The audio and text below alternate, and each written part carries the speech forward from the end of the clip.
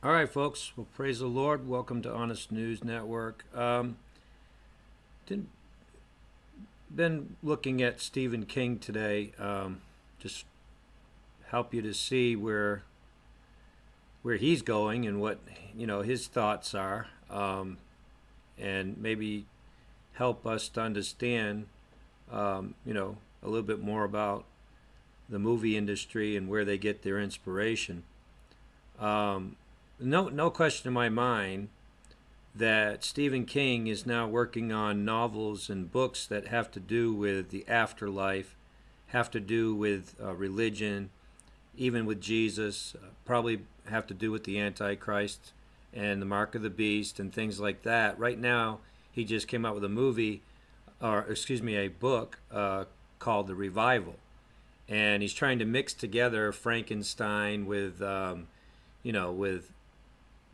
a modern day preacher that basically turns his back on God, and um, but I think what I found interesting was this interview he was having with on the Today Show, or the morning show, Today Show, and I'll show you a little picture here. So he's having this interview and with Stephen King, and Stephen King is basically, he's asked Stephen King the question. He's asked him about the afterlife and what he thinks about, what happens when you die, things like that. And so I want to play this for you. I just found it interesting, and maybe you will too.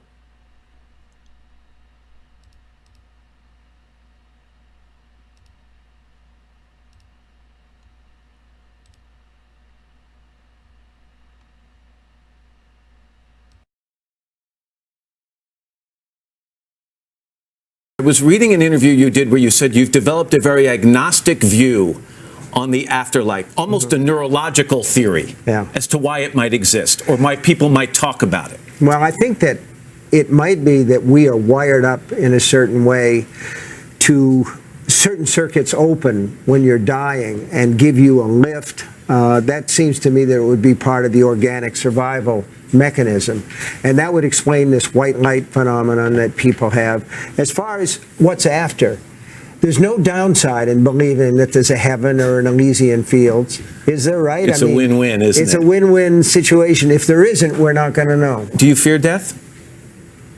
I don't think that I fear death so much as things like Alzheimer's disease or advanced, physical problems. You worry about the power of thinking, losing the power of thought and expressing yourself. Yeah, and I got to say that one of the things that drove this book is I'm curious as to what this is the one experience that we all go through. They say that there's nothing in life that's sure except death and taxes, but some people don't pay their taxes, so the one thing is death. One of the other things you said, exactly, unfortunately, one of the other things you said, you still and fear... you probably had some on this show. Probably. I've probably interviewed a few of them. You say you still fear failure, which I find hard to believe after all the success you've had. No, I don't think you have to worry about it.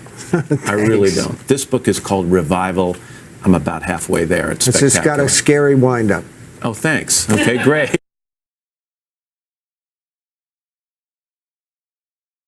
So, one moment.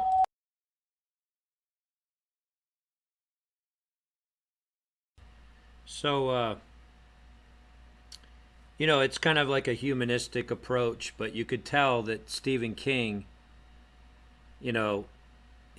he wants to be a hypocrite, right? He wants to continue living the way he lives and does what he does, but at the same time, he wants to have some kind of an assurance, or insurance, I should say, for going to heaven.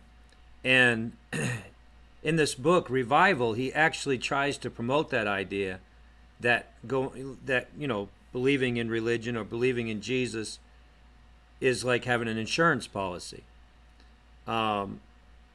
In other words, you use it when you need it.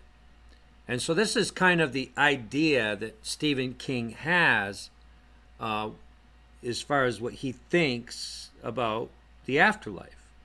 And if he's going to die, he wants to make sure that he thinks that he's going to be all right. But you and I know that's not the case. But you heard, I don't even remember his name, the host of the show here, you heard him actually say it's a win-win. Is it really? Is it a win-win, people? Yeah, I guess it would be if you don't believe there's a hell. But it doesn't matter if you believe or not. There is a hell, and so it's not a win-win. So I just thought you all might find this interview interesting, maybe share it with somebody. So God bless you.